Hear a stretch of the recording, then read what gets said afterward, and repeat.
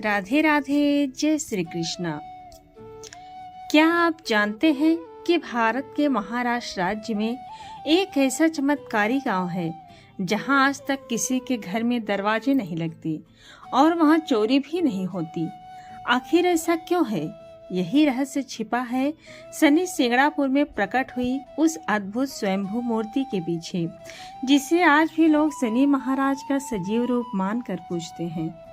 आज की इस कथा में मैं आपको बताऊंगी कि किस तरह शनि महाराज इस गांव में स्वयं प्रकट हुए और क्यों इस स्थान की आस्था पूरे विश्व में अनोखी है। शनि सिंगड़ापुर एक ग्राम छोटा सा है, लेकिन बड़ा वैशिष्ट्यपूर्ण बना हुआ है।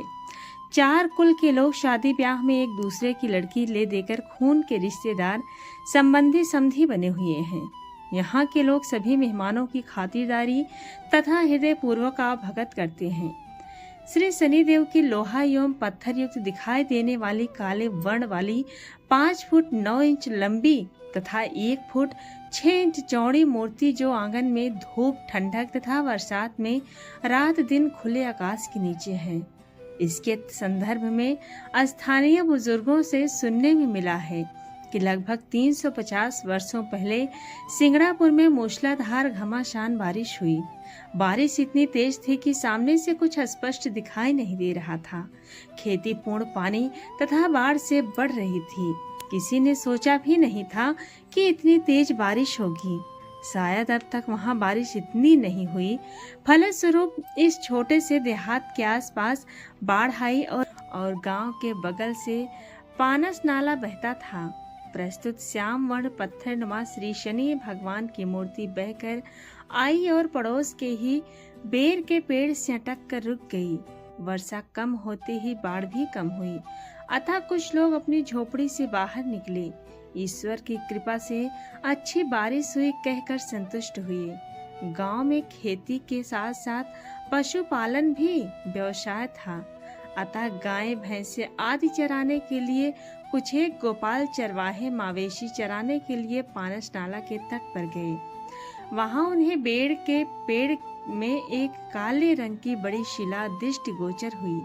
इसे देखते ही वे दांतों तले उंगली दबाने लगे कि इतनी बड़ी शिला यहाँ बहते बहते कैसे अटक गई। एक के दूसरे को दिखाया करते करते 4-5 गोपाल इकट्ठा हुए। बातचीत के बाद उन्होंने जिज्ञासावश अपनी लाठी की नोक से शिला को स्पर्श किया। कुरूदते ही उस स्थान से खून बहने लगा। फलस्वरूप वहां एक बड़ी चोट के कारण जख्मवश दिखाई दी। वो आघात स्पष्ट प्रतिबिंबित हो रहा था।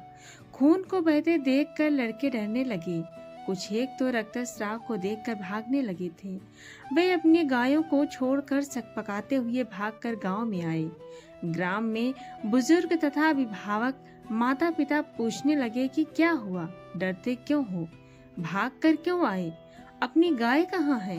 थोड़ी ही देर के बाद उन्होंने बड़ों को शिला का चमत्कार कथन किया। हकीकत सुनकर बड़े भी विस्मयचकित हुए। शिला के रक्तस्राव की खबर हवा की तरह सर्वत्र फैल गई। सारे लोग घर छोड़कर वो करिश्माई देखने पहुंचे। प्रस्तुत चमत्कार को तो देखते ही रहे। सोचने लगे कि अब क्या किया जाए। शाम ढलते ही रात होने लगी।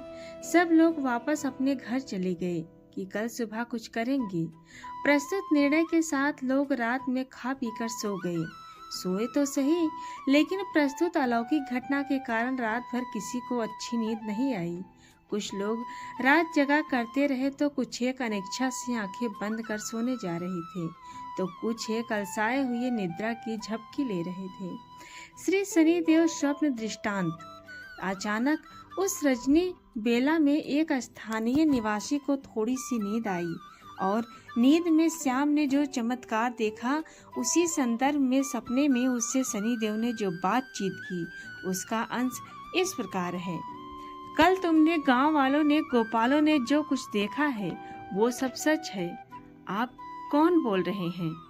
भक्त, मैं साक्षात शनिदेव बोल रहा हूँ। मुझे वहाँ से ले उठाइए और मेरी प्रतिष्ठापना कीजिए। इति शनिदेव। दूसरे ही दिन उस भक्त ने गांव के लोगों को अपने सपने के बारे में कथन किया, जिसे सुनकर लोग दंग हुए। उस भक्त के कहने पर गांव के लोग बैलगाड़ी लेकर मूर्ति के पास पहुंचे, जो बेर के पेड़ पे अटकी हुई थी। मूर्ति को उठाकर बैलगाड़ी में चढ़ाने का प्रयास सभी कर रहे थे, लेकिन वे कामयाब नहीं हुए। सभी निराश और हताश हुए। दिन भर प्रयत्न करने के बावजूद मूर्ति टस से मस नहीं हुई। अंत में मूर्ति गाड़ी में न चढ़ने के कारण लोग मायूस होकर अपने अपने घर लौट आए। दूसरे दिन फिर शनि भगवान ने अपनी उसी भक्त के स्वप्न में आकर निवेदन किया कि बेटा, मैं उस स्थान से तभी उठूंगा जो उठाने वाले रिश्ते में सगे मामा भांजे हों। वे ही मुझे उठाकर कटी हुई बेर की डाली पर डालेंगे। दूसरा, जो बैल जोतेगा वे काले वर्ण के हों तथा वे भी रिश्ते में मामा भांजे हों। भक्त की नींद खुली तो उसने पाया कि वो तो रात की नींद में रहा। सुबह उठकर उसने यह वृतांत गांव वालों को बताया और गांव वाले ने भी स्वप्न दृष्टांत के अनुसार ही किया।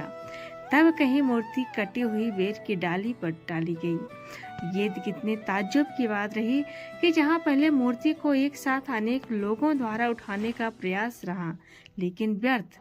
जब केवल 2 सगे मामा भांजे उठाने लगे तो वे सफल हो गए। मनुष्य स्वभाव या भक्त के एक स्वभाव की बात यहाँ देखने लायक है।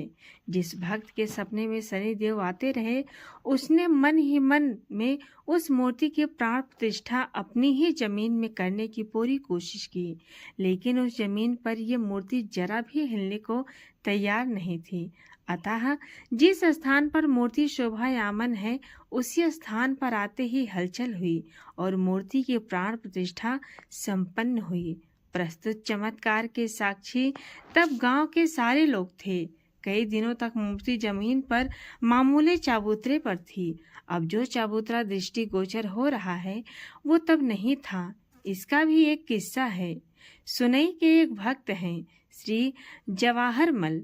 धनी होने के बावजूद उन्हें पुत्र रत्न नहीं था, अतः उन्होंने श्री शनिदेव से करबद्ध प्रार्थना किया कि अगर मुझे बेटा हुआ तो मैं यहाँ एक सुंदर सा चबूतरा बना दूंगा।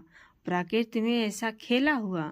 शनि भक्त जवाहरमल सेठ को कुछ एक दिनों बाद पुत्र होने की संकेत प्राप्त हुआ। तब उसने फौरन यहाँ चबूतरा बना दिया। यहाँ ये गैरतलब है कि जब चबूतरे का निर्माण चल रहा था, तब कुछ एक भक्तों ने यह निवेदन किया कि अब काम चल ही रहा है तो क्यों न प्रस्तुत मूर्ति को पूरी नीचे से निकालकर अच्छा सा चबूतरा बनाया जाए और फिर प्रतिष्ठित करें। जी हाँ, नानुकुर में कुछ एक भक्तों ने अंदर खोदकर मूर्ति को पूरी निकालने की कोशिश की, लेकिन सारे हतबल हुए। नीचे काफी खुदाई की, फिर भी मूर्ति और भी नीचे दिखती रही, टस से मस नहीं हुई। महान आचार्य को देखकर सभी ने शनिदेव की पुनः प्रार्थना किया कि हमें मार्गदर्शन करें। फिर एक भक्त को दृष्टांत हुआ, जिसमें आदेश था कि केवल चबूतरा बनाओ, मुझे उठाने या हिलाने का प्रयत्न न करें। फलस्वरूप मूर्ति के चारों ओर 3 फीट का चबूतरा बनवाया। अतः आज हमें श्री शनिदेव की मूर्ति जितनी ऊपर दिखाई देती है, उतनी ही नीचे भी है। शनि सिंगड़ापुर हमें ये सिखाता है कि सच्ची आस्था और ईमानदारी से जीने वाला समाज किसी भी डर से परे रह सकता है। शनि महाराज की यह स्वयंभू मूर्ति आज भी भक्तों के जीवन में दुख दरिद्रता दूर करती है और सत्य के मार्ग पर चलने की प्रेरणा देती है।